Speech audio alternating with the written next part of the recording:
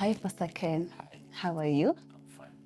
Thank you for coming. Yes, Yeah, so today's talk is going to be about conflict yes, in marriages. And I'm going to give a disclaimer it's strictly for Christians. yes. So you can come with your verses, it's okay. It's okay. Yes. Yeah.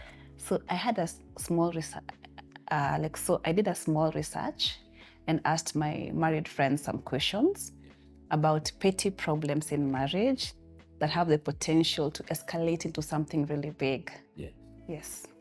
So the first concern they had, yeah, yes, I spoke to quite a number of ladies, and all of them mentioned that yes, one of their biggest pet peeve is when their husbands leave their socks everywhere and their clothes everywhere, even despite them expressing how this really bothers them. yes, And despite them having a laundry basket, like our laundry basket, please put your clothes here. yes, They still leave their clothes all over.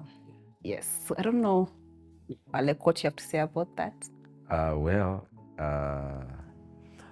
maybe one of the things that I would want to start with is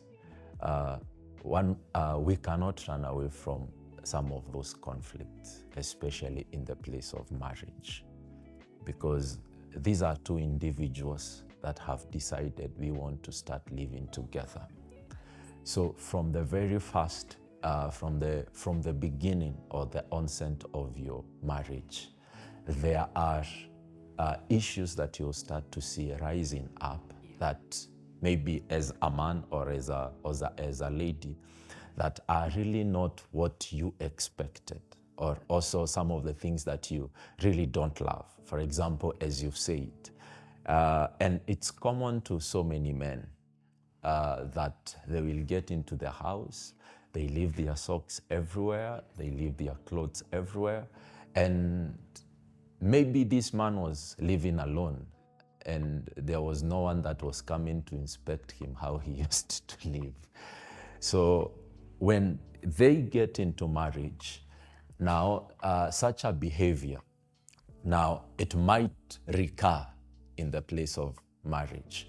And when the behaviors start to recur, now it's up to the person that they are married to, especially now in this particular case, the ladies. Now it's up to them, number one, to express how they feel about what the man is doing, and not express it from a place of demeaning the man. Express it from a place of she wants to have a conversation and let the man know how they feel by them when they do such a thing. So when they do that, because now another thing is one of the things that cause maybe such a thing to escalate will be how you communicate that particular issue to the men. Because number one, a man doesn't want to be told that they are irresponsible. Any day that you stand to try show the man that he is irresponsible, now he jumps onto the place of being defensive. Because according to them, leaving socks everywhere, for them, it's a non-issue for them. So he is a man, it's a non-issue for him. He has grown that way, and there is no one that has been on their case. But in this particular time now, because now the place of understanding now that they have another person that they live with, and this particular person that they are living with, they don't feel so well by their behaviors. So how you communicate that particular issue to the man becomes, it helps in actually solving that particular issue. yes, All the ladies I spoke to claim that their men do the same thing. yeah. And It's they a have tried expressing it to them, yes, but I think they forget. yes. And what this tells them is this man does not care about my feelings. Yeah, so it causes a disconnect. No, well, and now another thing that people have to really understand is when you get into marriage, another thing that must have to happen is everyone, both parties, it will get to a place that as a man, I'll have to compromise some things. And as a lady, there are things that you will have to compromise. There is a place where you have to be willing to bear with some behaviors. Yes, until the person is able to come to the place now of being able not to do that thing that they have been doing. So if you can be able to forbear with the person and continue having that conversation with that particular person, then it will get to a time that when he's getting off their socks or getting off their clothes, they tend to remember, but it will still get to days that they will not remember. So it takes some work, yes. Okay, all right. I spoke to ladies who are like 10 years into marriage. It has never changed. They still leave the clothes all over. And it seemed really rampant among the ladies I spoke to, the issue of socks and the issue of clothes. So I was thinking, pengine, there's also a DNA in men Not really. Well, that can make them disorganized. Yeah, because it was all the ladies I spoke to actually. yeah, very few men are organized. Yes, very few men. Yeah. Very few. They in a group of 10, you might find 1 or 2 that they are well organized. All right. Yes. But I think the biggest takeout is don't take it personal, because from their conversations, it meant to them that this man hajali about my feelings at all. Yeah. And is very preoccupied with his world and him being a man, and that men are quite self-centered. Yeah. So how only you're tired from doing like work in the house, from like having children, you still have to pick after his own mess. And that's why I have said it's important how you communicate to a man. Really matters whether the man will change or he will not change. Yes, how you actually communicate. Because mostly when ladies are trying to express their feelings, they express it in the wrong way, actually. Now, you don't attack a man. You attack a man takes a defensive mode. But if you are able to sit the man down, have a conversation. This is a person that has said that they love you. This is a person that, as much as you may think they don't care about you, they actually care about you.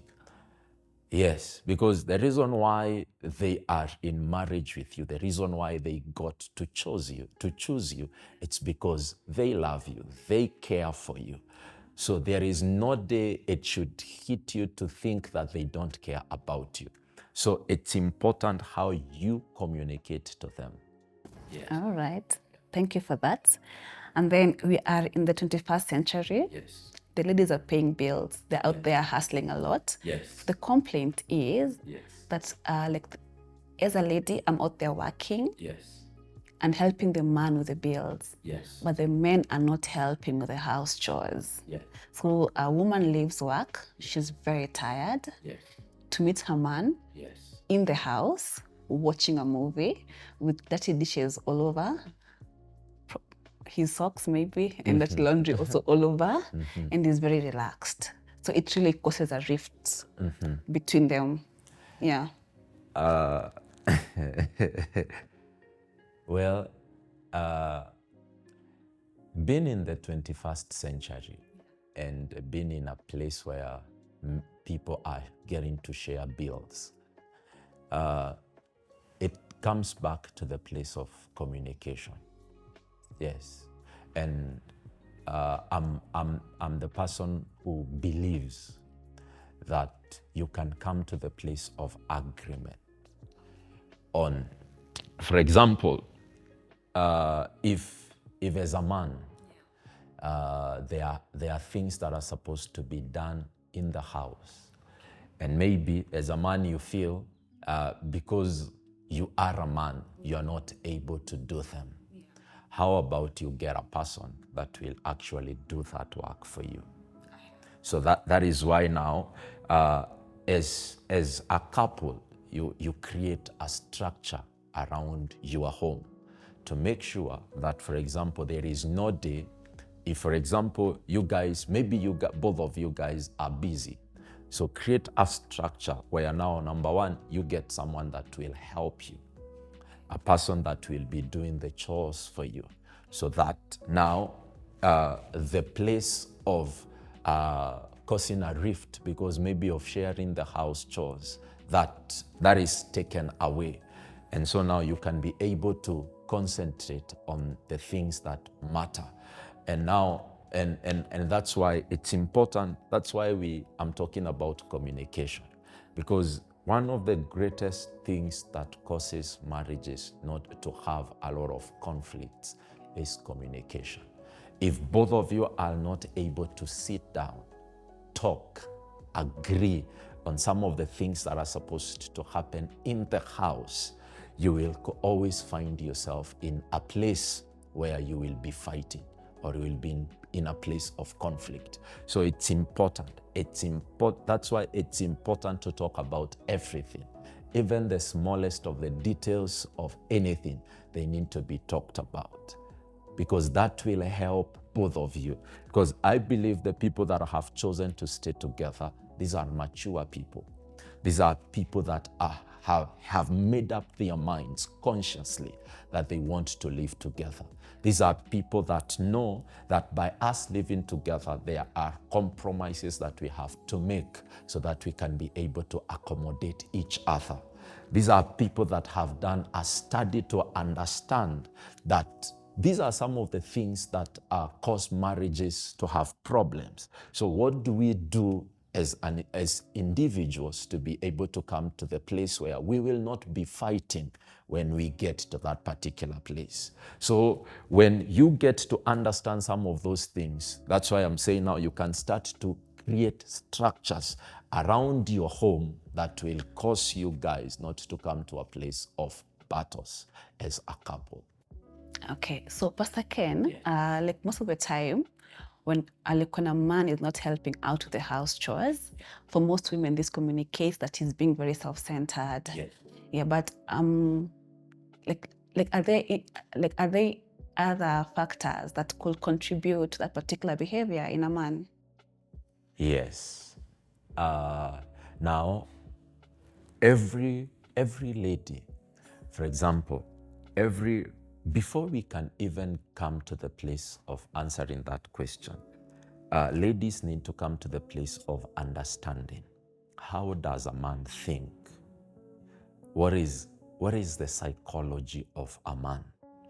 By understanding the psychology of a man as a lady, they will start to get to understand some of the behaviors that come up in the life of even in marriage, when they see some things that a man is doing.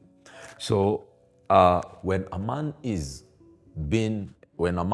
growing up, in their upbringing, there are things that they have grown up hearing. Not only hearing, there are things that they have grown up seeing. Yes. So, and you see, when I grow up hearing a particular thing, it creates a paradigm in me. It creates a pattern of thinking in me.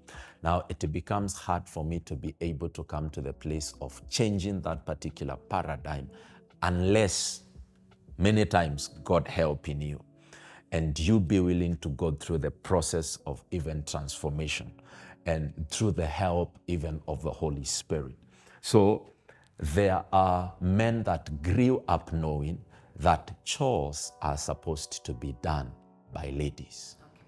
And a man will work himself out to make sure that he has catered for every bill that is supposed to be catered for in their marriage or in the house. And now he expects that the lady is supposed to make sure that every chore in the house is taken care of. Now, another thing is men also, it's natural for them, for example, for him not to be able to come to the place of doing house chores. There are things that they really don't come to the place of the masculinity of a man. Like a man trying to maybe go into the kitchen and wash dishes. Now, as much as this particular man was doing it when maybe he was single. Now, in that particular case, if a lady ever visited a man, very few men you will find out when you visit them that their kitchen was well kept. It's very few of them. You will find out a man's house, a man, for example, a man that is not married, their sufurias, their plates, they can stay on their sinks dirty for like a whole week. And when they are thinking of cooking again, that's when they come to try and wash them. And So it's the same culture that he's going to bring into the home. yes.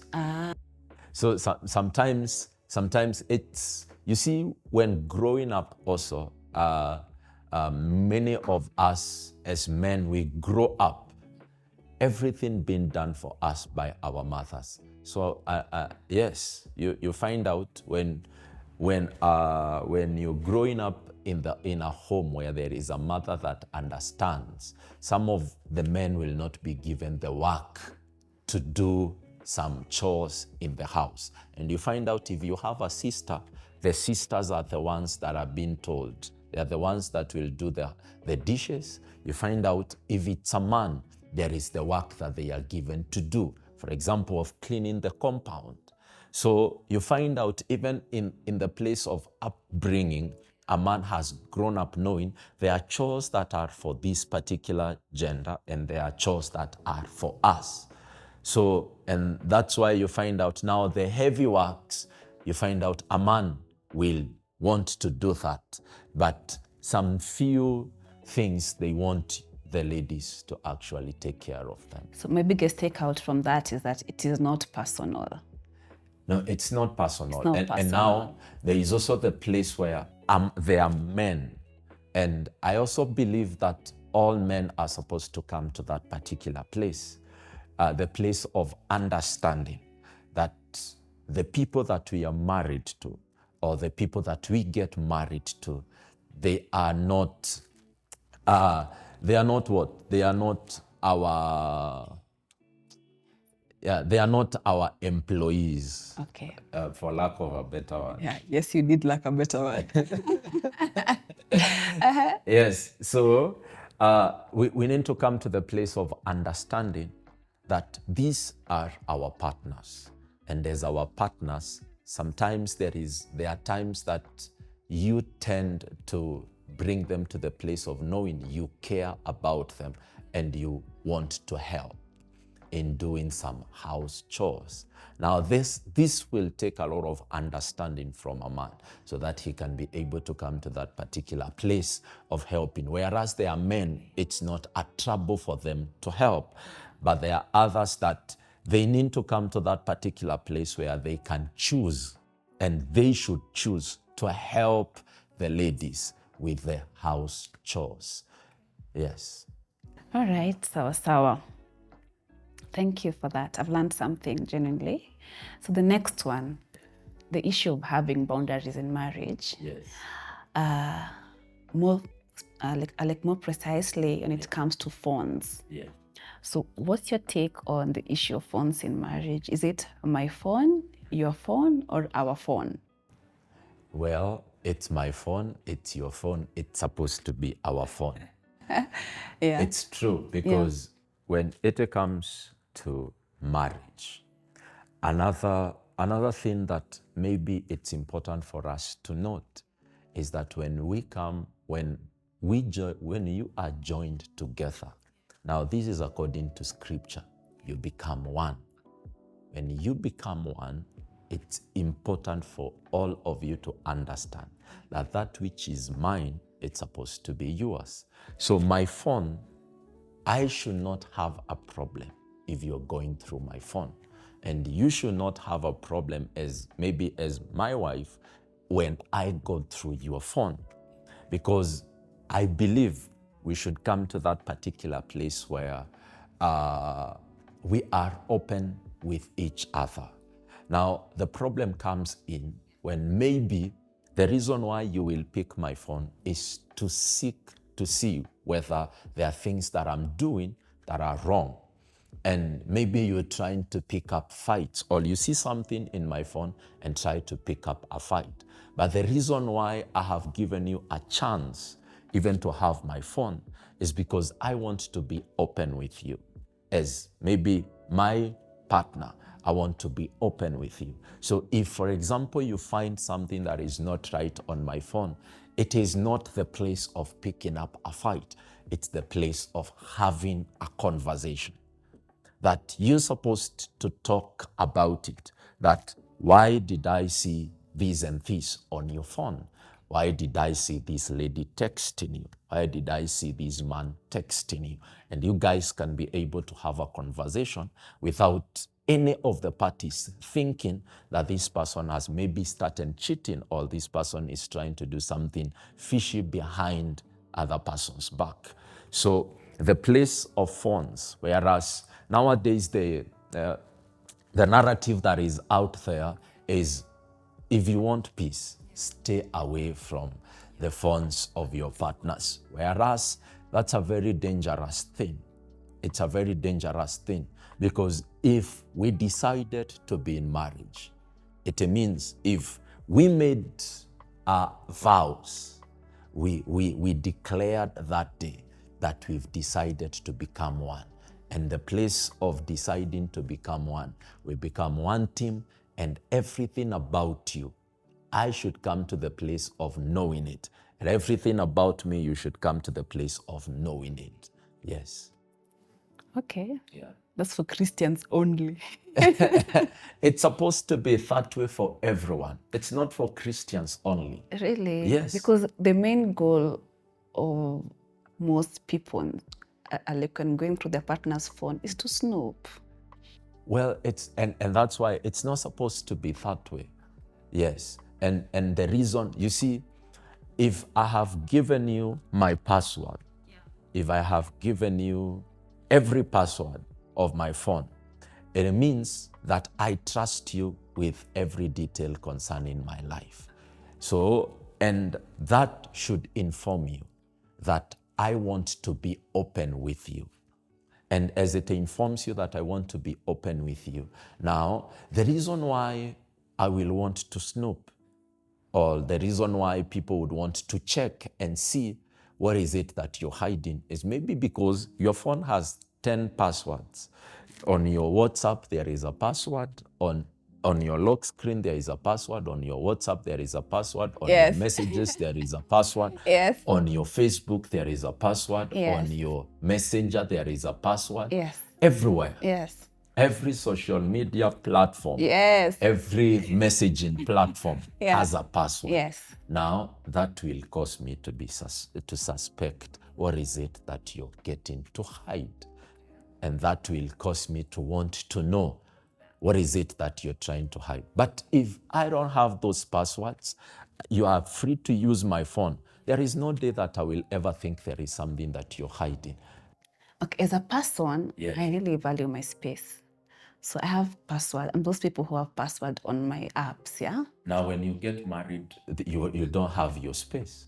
So I think that's the thing I learned, that when you get married, you decide it's not my decision. It's see what is best for me as a person. Yes. It's what is best for us in the relationship. Yes. So you have to transit from me to us. Yes. Yeah, Yes. I learned that. Please clap for me. It's quite profound. All right, next question, yeah? When you get married, we are told that we become one. So the in-laws, like your in-laws become your brothers and your sisters, your like mother-in-laws become your moms as well. What about the issue of best friends? So if I have a husband that had a female best friend, Yes. and they are still very close, how should I feel about it? For example, from both parties, you should be open about it. Yes.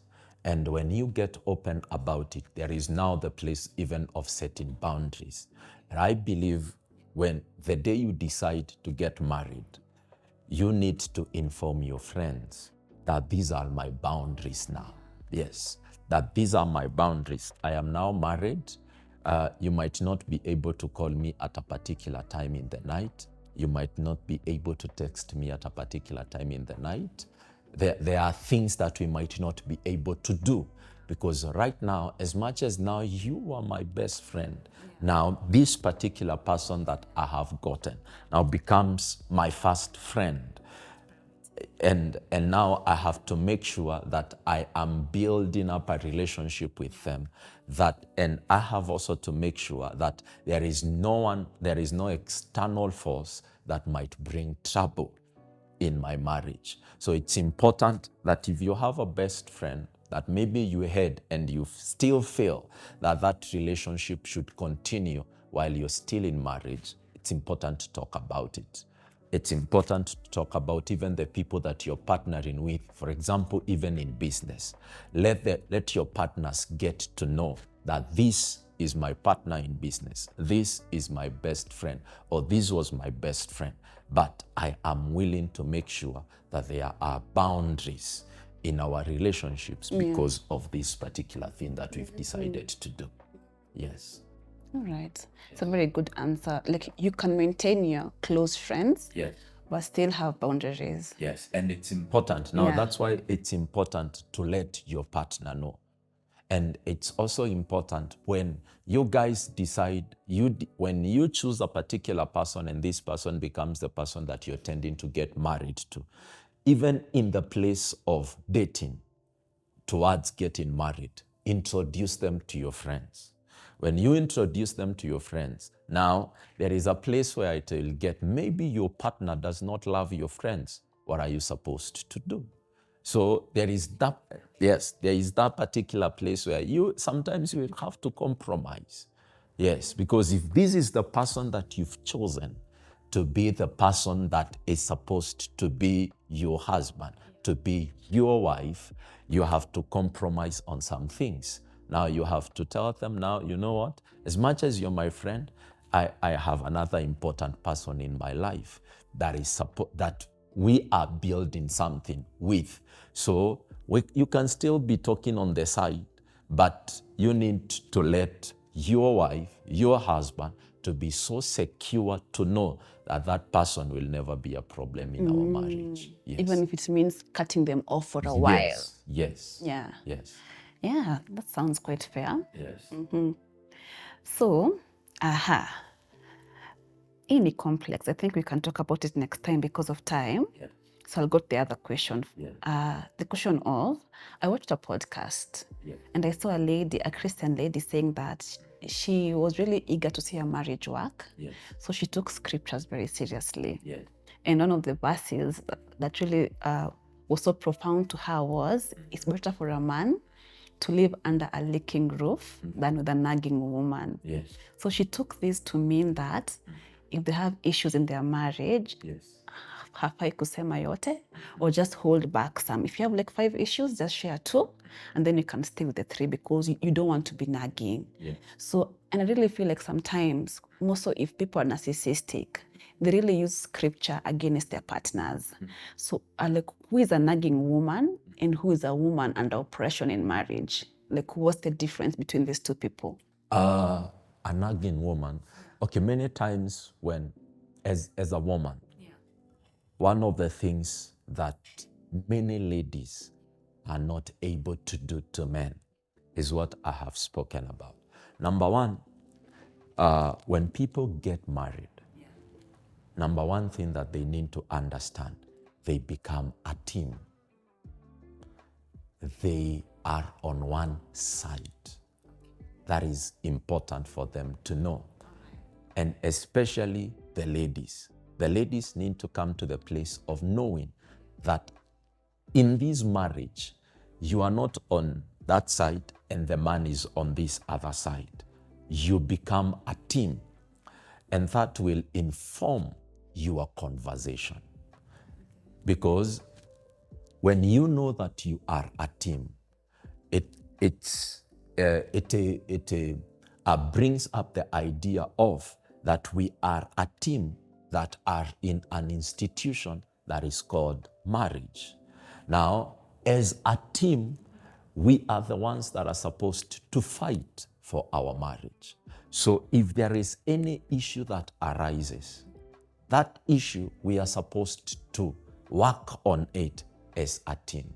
But now the problem comes in when one party thinks that this other person is not caring about what is happening in the marriage. And mostly this happens with ladies. Many times, ladies, because of something that I said previously, ladies have not yet come to the, men have also not come to the place of understanding how women think. But also, ladies have not yet come to the place of understanding how men think and maybe feel and react, whereas it's important for them to actually understand that. It's everywhere, it's on Google, just get there and understand. This is how a man thinks. This is how a man behaves. When you do this to a man, this is how he might react.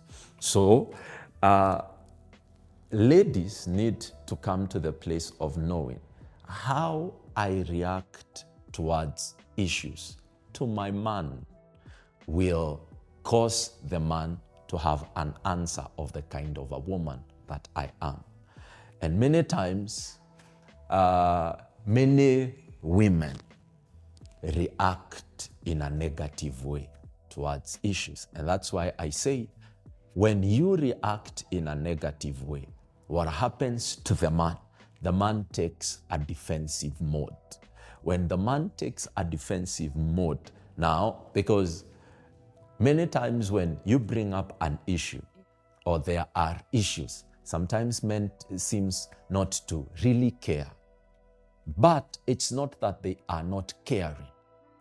It's they are taking their time to think over those issues. Now that's why you hear sometimes a man will just be sitting down, and when you ask him, what are you thinking about? He will tell you nothing.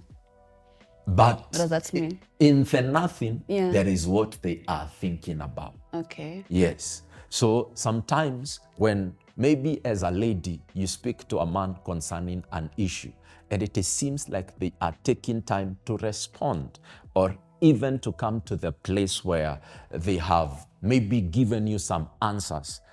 That is how they are. That is the nature of a man. Sometimes he will take time. It's not that he is ignoring what is happening, but it's them. Sometimes they will take even a week to try think about something. Then after a week, that's when they want to sit you down and give you the way out of what they have actually thought.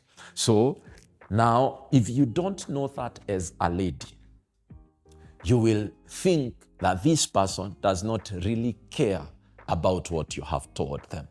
But if you understand that, you will come to the place of understanding, let me give him time. When he is ready to talk about this, we will have a conversation. So that's why I was saying, so because of the lack of understanding, you continue to press him. You continue to press him. You continue to press him. And that's why now we call ladies nagging. Yes. Because, yes, I am thinking about it, but you think that I'm not thinking about it. I am actually thinking about it. So, and sometimes I might not be able to voice it out, but I'm taking it in and I'm trying to find a solution. But Pastor Ken, Yes. as you're talking, there's something I've picked up on. Yes. I think most of us subconsciously were raised to see men as the enemy, based on things like culture, you know, things like men are dogs. It's quite common slogans, yeah. So, and then history like polygamy in our past homes, most of us, I'm sure they have a grandfather or a father who was very polygamous. Yes. By the time you're entering into marriage, subconsciously you think, I cannot trust this man.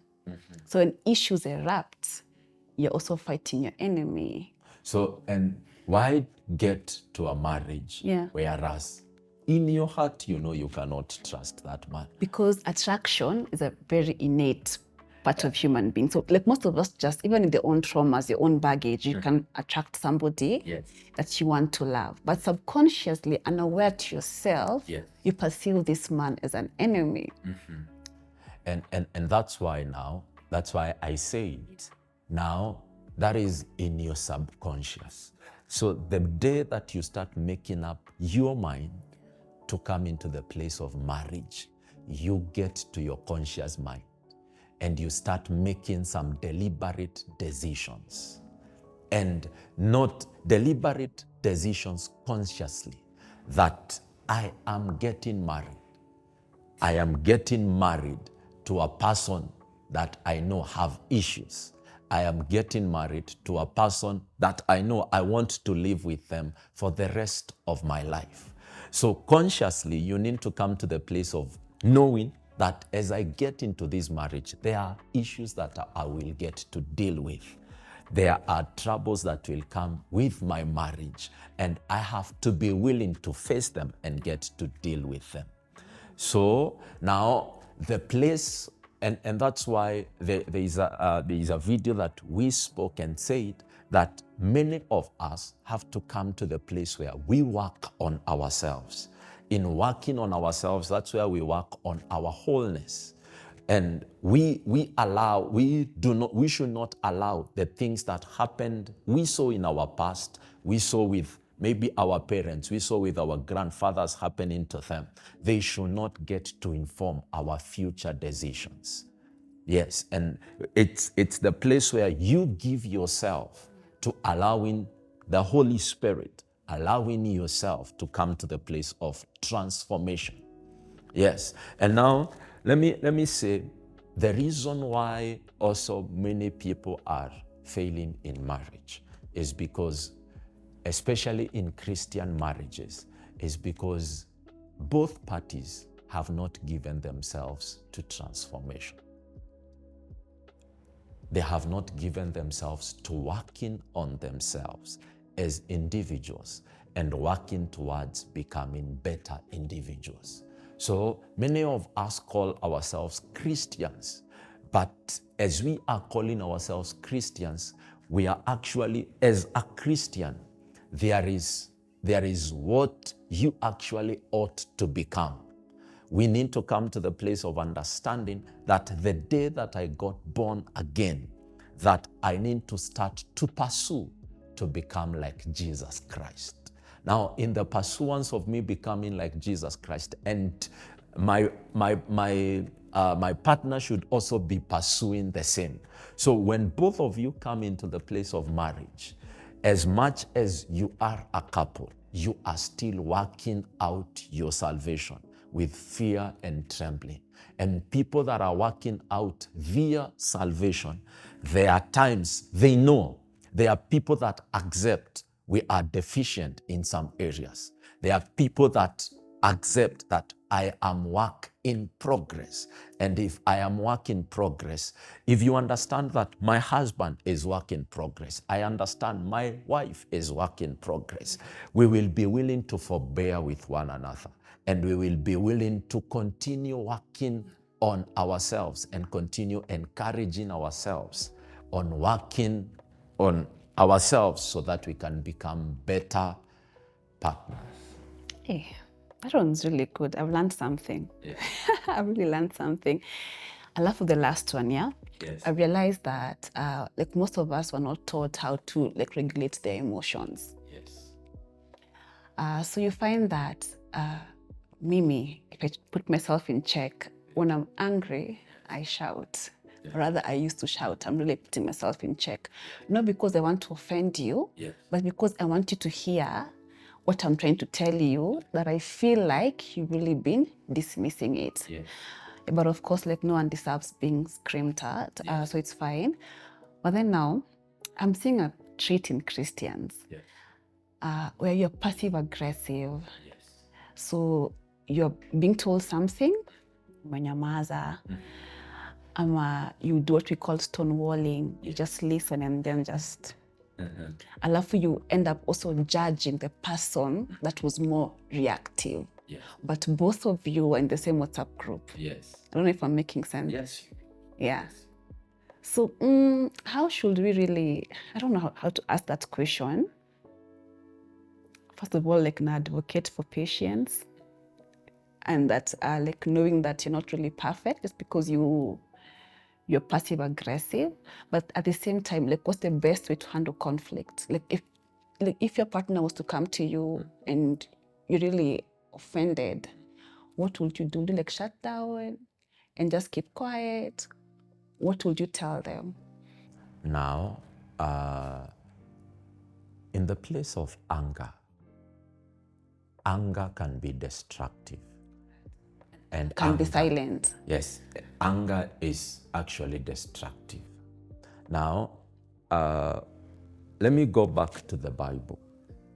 The Bible does not tell us not to be angry, but there is what we call righteous anger. But now, when we are talking about righteous anger, is the anger that you are angry with injustice. Whereas now, men ought to be angry when something wrong is done to them. But how you react when you're angry, that is what now brings all the other problems. So, and that's why, that's where self-control has to come in. Not only self-control, that's where now also one party has to be understanding if the other party is angry. And that's why I said there is a lot of understanding that comes with marriage, with us knowing consciously that we are one team in marriage. So if I know that you have anger issues as my partner, I have to be willing to forbear with you. That is very true. I have to be willing to forbear with you. But in this sense now, you have also to come to the place of promising me that you are actually working on yourself. Yes. Not, well, and sometimes it takes time. It will take some time. But now there needs to be assured that this person is actually working on themselves towards becoming a better individual. Because if you're the kind of a person that gets angry and, as you've said, you shout, maybe I don't like a person that shouts towards me. So as a person, maybe in the beginning, I might be offended by how you reacted. But I also need to come to the place of understanding that this is your deficient. Now, if it's your deficient, I am not supposed to attack you. I am supposed to create room for you so that you can be able to grow and become a better person.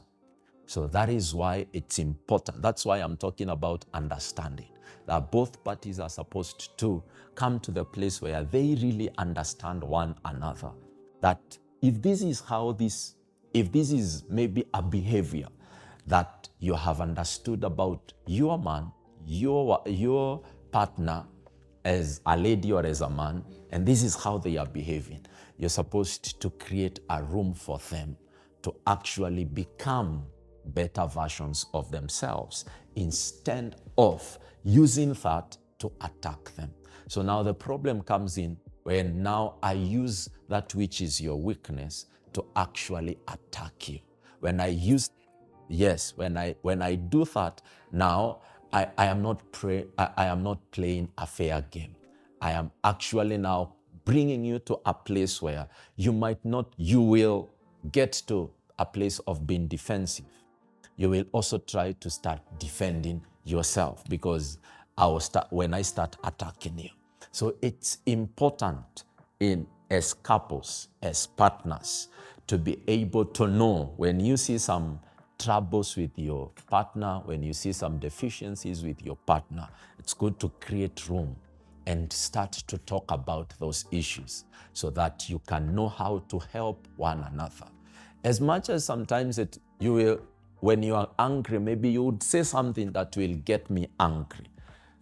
And when it gets me angry, I would also want to respond. But now there is the place of, if, for example, you are believers. Now, this seems to be a very far-fetched idea because many times when you say something, maybe you insult me, I'll tend to insult you, or maybe go silent and maybe I will use that against you sometime. But it's important for us to come to that particular place where we are able to create a room for one another by knowing that we are both deficient in some areas. She is deficient in this area, I am deficient in this area. But how can we be able to help one another to become better versions of ourselves? And that is what makes marriage beautiful. Wow. Yes. As you summarize, Yes. we're winding up. As you summarize, I think there's this verse in the Bible that says, an eye for an eye leaves all of us blind. Yeah. And as a very young believer, I used to think that means like war. Like if two countries are fighting, like, it could still mean that, but I came to realize that even in the place of friendships, when your friend makes you angry, Yes. then you respond with the same energy. You're doing the exact same thing that was done unto you. Yes. Yes. So the part of also taking time and calming down and soothing yourself, Yes. and then being very keen to apply the word of God regardless, Yes. that Yes. let me be patient and respond with kindness. Yes. So what do I really want to tell this particular person? Yes. Yeah, it would like really make things easier. Otherwise, you will trigger their wounds and they will trigger your wounds. Yeah. And it shall become one big mess. Yes. Yeah. And that's why there are people that by their silence, they are actually feeding their ego. And sometimes they might not really show you that they are angry, but they become arrogant with their responses. And now that's also a show that there is a gap in their transformation. And that's why we really need to work on ourselves. I think I used to really dislike passive people. Yes. Because they used to act so charismatic and so composed, even like during arguments, but you could tell they're shaming you and they're judging you. Yes, Yeah. yes. So it's important for us to know transformation becomes very key in our walk of salvation. And even when it comes to marriage, it becomes one of the things that becomes our pillar in marriage, that you guys are pursuing to grow together, to build together, and to be transformed together. That will help both of you to come to the place where you have the best of the marriages. Thank you.